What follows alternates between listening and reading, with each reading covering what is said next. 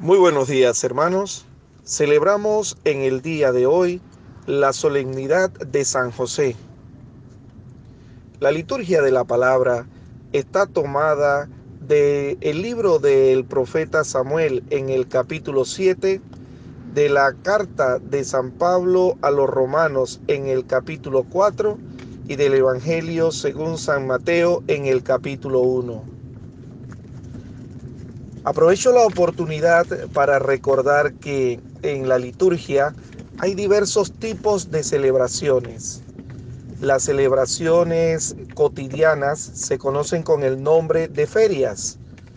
Hay ferias prácticamente durante la mayoría de los días del año, donde celebramos la Eucaristía y no hay, podríamos decir, una festividad de las grandes que se esté celebrando en el momento.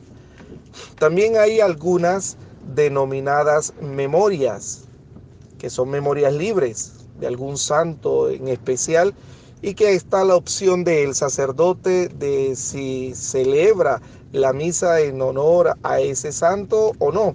Después vienen las memorias obligatorias, donde hay algunos elementos que tienen que ser considerados. De ahí pasamos a las fiestas, que son celebraciones de mucha importancia y que traen consigo algunos elementos litúrgicos que les son propios. Y por último, las solemnidades, que son las fiestas más importantes de la fe cristiana, de la fe católica. Hoy estamos celebrando una solemnidad, la solemnidad de San José. Mira lo importante que es San José para la vida de la iglesia, que no solo se celebra como solemnidad en el día de hoy, sino que su fiesta se celebra por lo menos en 3 ocasiones. Y me atrevo a decir en 3 ocasiones porque una de ellas es la Sagrada Familia, otra de ellas va a ser la fiesta de hoy de San José y otra el 1 de mayo, cuando lo recordamos como ese hombre trabajador, San José obrero. La lectura del Evangelio con la que quiero empezar nos da una reflexión muy interesante. Estamos en el capítulo 1 del Evangelio según San Mateo. Y Mateo tiene una característica interesante. Su Evangelio empieza con la genealogía de Jesús. Cuando una persona que no haya estudiado Sagradas Escrituras o que no conozca el sentido y la importancia de la genealogía para los pueblos semíticos, empieza a leer Mateo, puede pensar que es una forma bastante extraña y sin sentido para empezar un escrito tan importante como un evangelio. Sin embargo, cuando se tienen conocimientos al respecto, usted descubre que esa genealogía tiene un sentido extraordinario. Hace una conexión del Antiguo y el Nuevo Testamento. Hace una descripción que muestra la universalidad de la salvación que Cristo vino a regalarle al género humano. Hace ver que tanto personas de la realeza, personas del mundo sacerdotal, personas incluso extranjeras y personas no muy bien vistas están en la genealogía. O sea, nadie queda por fuera de los ascendientes de Jesús. Por lo tanto, nadie está excluido de la salvación. Y lo más interesante es que cuando vemos la primera lectura del día de hoy del profeta Samuel, hay una promesa que se le hace a Jesé, hay una promesa que se le hace a David, de que su reinado iba a ser un reinado que no iba a acabar nunca, un reinado próspero, un reinado fuerte. Pero si vemos la parte histórica de los reinos del pueblo, tanto del norte como del sur, nos damos cuenta que ese reinado definitivamente acabó, y acabó de una manera un poco fea. Acabó casi que de forma muy accidentada, para no decir trágica. Entonces, esa promesa no se cumplió. La verdad es que sí se cumplió. El único detalle es que no se comprendió como el mismo Dios lo había previsto, no se comprendió como el mismo Dios lo había establecido. Él no hablaba de un reinado humano, No hablaba de un reinado que se acababa una vez el soberano moría, sino que hablaba de un reinado que trascendía el tiempo, que trascendía el espacio, un reinado que iba a permanecer para siempre.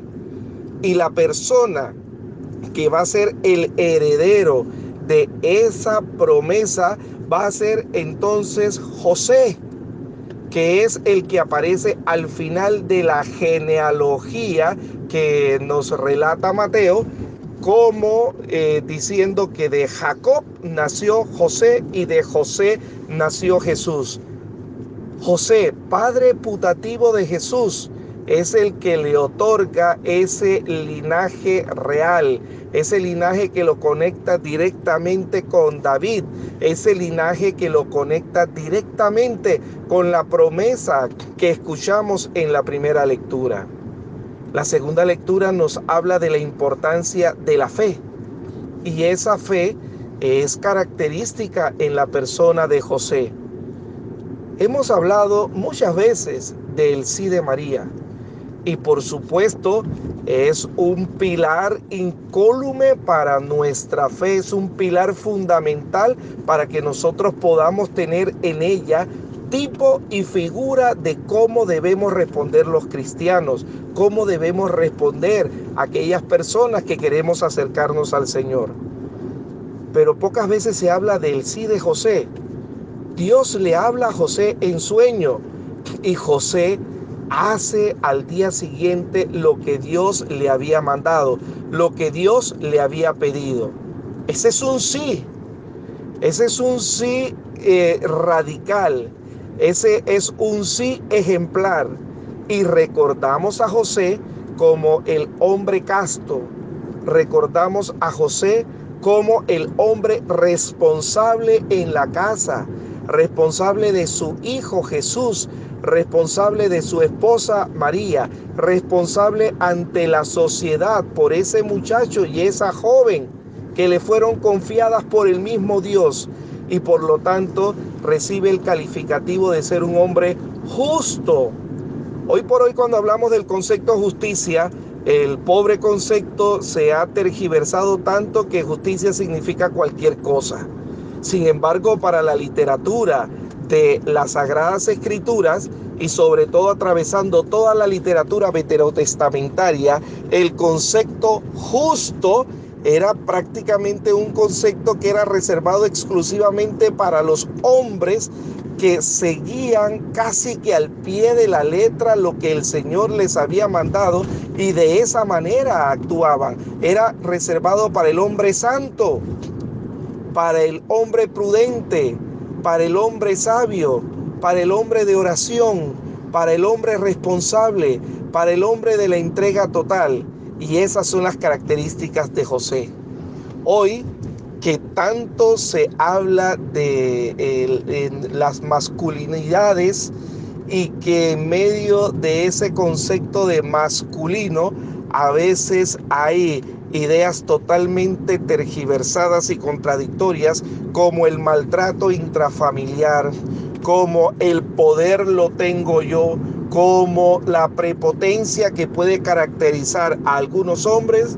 Viene José a darnos una cátedra de lo que significa ser hombre y de lo que significa ser hombre justo.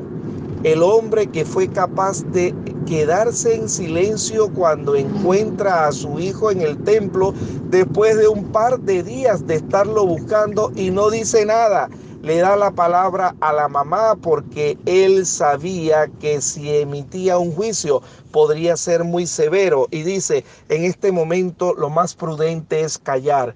Hombre sabio, hombre prudente. Y la madre es la que toma la palabra y le dice al hijo: ¿por qué nos haces esto? Tu padre y yo tenemos tiempo de estarte buscando. Un hombre humilde. Imagínense cuando escucha la respuesta: ¿no te das cuenta que estaba atendiendo las cosas de mi padre? Y está José ahí escuchándolo.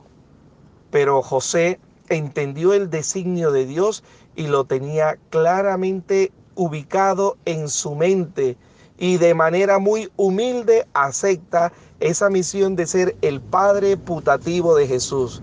Imagínense lo importante que es José, se los voy a decir de la siguiente manera, que confiaría Dios a cualquier hombre la tarea de ser el custodio de su hijo aquí en la tierra. ¿Confiaría Dios a cualquier hombre la posibilidad de que el Hijo de Dios le dijera papá? Imagínense la grandeza de San José. Por lo tanto, San José es ese gran patrono de tantas cosas, de tantas órdenes religiosas y por supuesto patrono de tantas familias. Pidámosle a San José que nos ayude a comprender ese sentido de fe que nos debe acompañar. Ese sí que se dice sin palabras y se demuestra con acciones, ejecutando la respuesta al llamado que el Señor nos hace en nuestras propias vidas, que nos ayude a aquellos que somos hombres a ser hombres justos, hombres prudentes, hombres responsables, hombres leales, hombres fieles, y aquellos que tenemos la dicha de llevar el bonito y gran nombre de José, podamos dignamente honrar ese nombre con nuestras actitudes, honrar ese nombre con nuestra entrega al Señor, honrar ese nombre con nuestra forma de desarrollarnos en la comunidad, en la iglesia y en la familia. Saludemos a María Santísima, esposa purísima del Espíritu Santo, que dijo un sí radical al Señor y que fue acompañada en ese itinerario por el casto, justo y santo José, para que nos ayude a comprender cuáles son los caminos de fe que el Señor tiene preparados para nosotros. Dios te salve María, llena eres de gracia, el Señor es contigo. Bendita tú eres entre todas las mujeres y bendito es el fruto de tu vientre Jesús. Santa María, Madre de Dios, ruega por nosotros pecadores, ahora y en la hora de nuestra muerte. Amén. San José, ruega por nosotros.